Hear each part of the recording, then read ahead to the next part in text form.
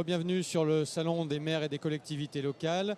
On a le plaisir d'accueillir Marianne Legnaud, présidente du directoire d'Enedis, pour aborder un sujet qui a marqué la France récemment, qui est le passage d'une tempête sur les côtes bretonnes et normandes aussi. Alors tempête d'ailleurs ou pas, on peut peut-être commencer par ce petit détail qui n'en est pas un. C'est un événement qui a marqué vos réseaux et comment on pourrait le qualifier? Bonjour, non, effectivement, bien sûr c'est une tempête, mais en termes d'intensité, c'est l'équivalent pour la Bretagne et la Normandie qui ont été particulièrement touchés d'un cyclone d'outre-mer de force 3 ou 4, puisque les vents ont été extrêmement violents, y compris à l'intérieur des terres, avec des vitesses jusqu'à 200 km/h. Et ce sont des records historiques de Météo France depuis plus de 50 ans. En fait, ils n'ont pas d'archives dans lesquelles ils aient pu trouver des vents aussi forts sur la Manche, sur le Calvados, mais surtout sur le Finistère et les Côtes d'Armor et le Morbihan. Donc un événement tout à fait exceptionnel qui a causé également des dégâts tout à fait exceptionnels sur le réseau de distribution opéré par Enedis. Eh oui. Et concrètement, quels sont ces dégâts? C'est des arbres qui tombent, c'est des poteaux qui se cassent. Enfin, vous vous retrouvez face à finalement, j'allais dire combien de kilomètres de réseau impactés? Alors, le réseau géré par Enedis est un réseau très, très dense, puisqu'il fait 35 fois le tour de la Terre.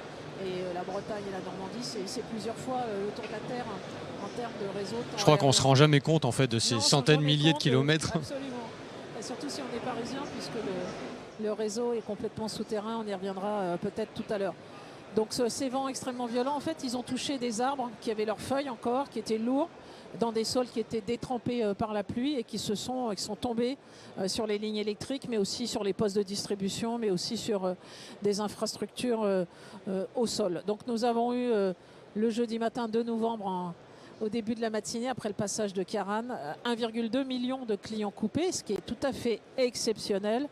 Puisque si on compare avec les grandes tempêtes de 1999, Lothar et Martin, bien sûr c'était 3,5 millions de clients coupés après leur passage, mais ça concernait la France entière. Toute la France avait été touchée.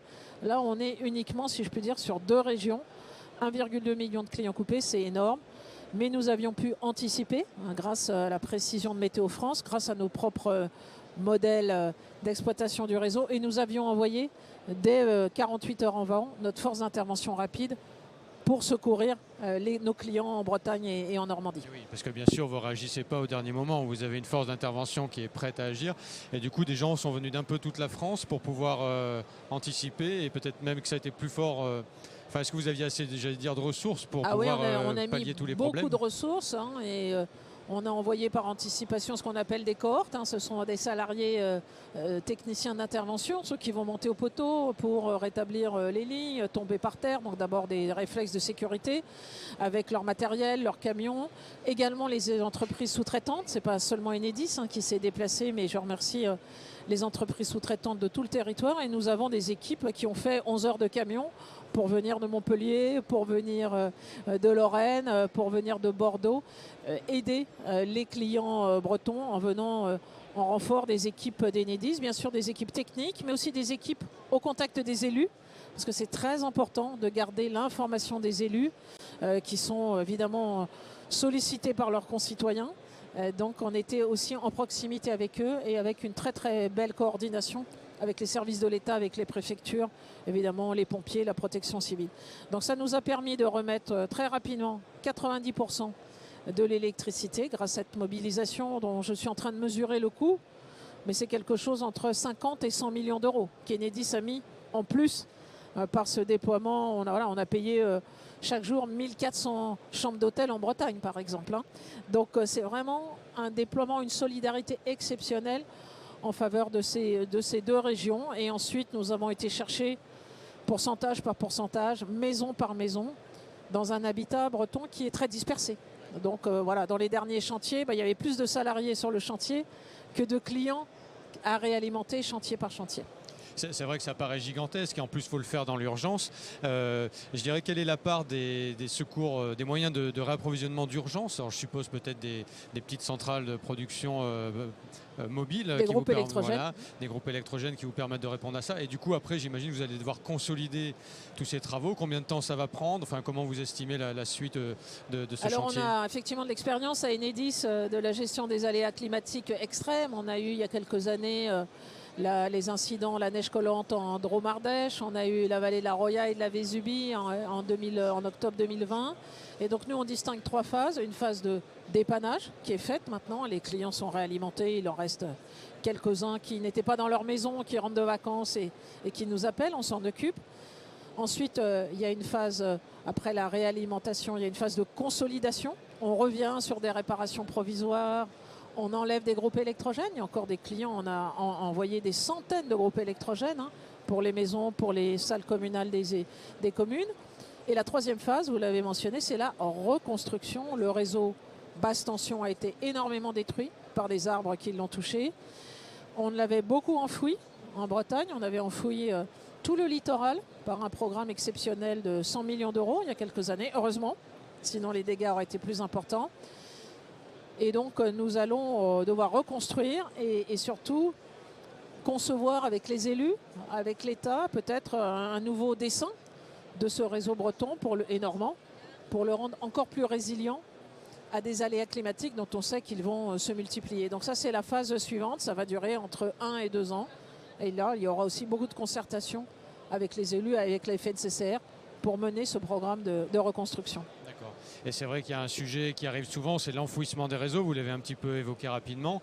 Est-ce que c'est quand même la solution magique ou pas? Parce qu'on suppose que ce n'est pas forcément faisable partout, puis ça a un coût. Alors, dans quelle proportion on peut enfouir le réseau?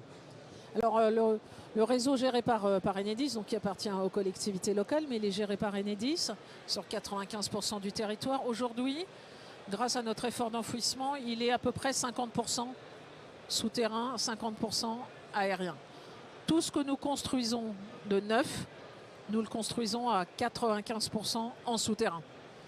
Et depuis 1999, là, les grandes tempêtes qu'on a mentionnées, nous avons enfoui 4 fois le tour de la Terre. Donc c'est énorme.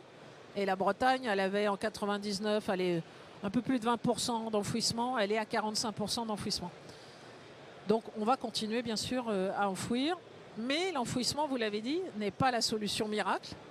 D'abord, il y a des zones qui ne s'y prêtent pas, il y a des sols graniteux, mais en Bretagne il y en a, qui ne se prêtent pas à l'enfouissement, il y a des zones de forêt qui ne se prêtent pas à l'enfouissement. Quand il y a des inondations, comme dans la vallée de la Vésubie, la Roya, des glissements de terrain, l'enfouissement, le réseau s'en va aussi. Donc voilà, il faut trouver le bon équilibre, il faut traiter les zones les plus susceptibles d'être accidentées et les rénover, les enfouir. Et c'est ce bon équilibre pour le futur qu'on va devoir définir dans le cadre du programme de reconstruction. D'accord. Et pour finir, peut-être sur ce sujet, je crois que malheureusement, il y a une personne de vos équipes qui est décédée pendant ces interventions. Est-ce que cette notion de service public est vraiment toujours très attachée au sein de vos équipes? Et finalement, j'allais dire, comment ça va se déployer dans l'avenir? Enfin, on ne va pas faire tout le plan d'Enedis à l'avenir, mais voilà, est-ce que ça reste au cœur de vos missions? Oui, bien sûr. On a été endeuillés durant cette période par le décès d'un salarié qui venait du Gers, qui était venu en renfort en Bretagne, dans le secteur de Pont-Aven. Et j'ai eu l'occasion d'échanger encore il y a quelques minutes avec le maire de Pont-Aven, qui nous a manifesté beaucoup de soutien et de solidarité. Je le remercie. C'est un événement dramatique pour l'entreprise. Beaucoup d'émotions. Mais ça manifeste, vous l'avez dit aussi, l'engagement de service public dont nous sommes très fiers, qui est porté par l'ensemble de nos équipes, 24 heures sur 24, 16 jours sur 7. Les équipes ont travaillé 30% d'heures en plus, évidemment dans le respect du Code du travail. Et donc c'est ça, voilà, réalimenter les clients, aller les secourir, être sur le terrain, remplir les missions de service public. C'est l'ADN d'Enedis partout en France. Très bien. Je vous remercie beaucoup, Marianne Lino, d'avoir fait cette étape ici sur le stand de la FNCCR et bonne fin de journée. Au revoir.